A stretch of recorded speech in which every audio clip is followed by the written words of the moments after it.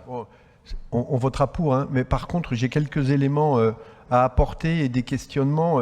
C'est un rapport important, le compte épargne-temps, dans des exercices, parce que c'est souvent des agents très impliqués et ça nécessite de le traiter de la meilleure façon possible.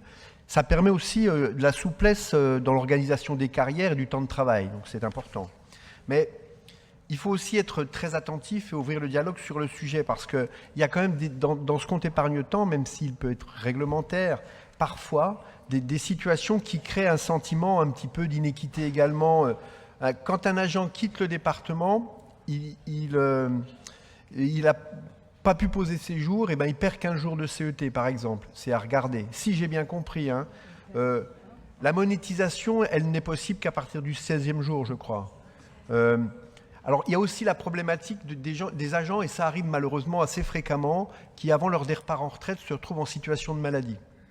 Cela se trouve dans la perte de le compte épargne-temps. Donc, c'est peut-être des thématiques qui restent, à mon sens, relativement peu fréquentes, mais il est peut-être intéressant pour les salariés d'être attentifs à ces problèmes de manière à ne pas, à mon sens, c'est pas quelque chose de très important, mais ça compte beaucoup pour les agents engagés parce que le CET, c'est souvent généré dans un engagement important. Merci.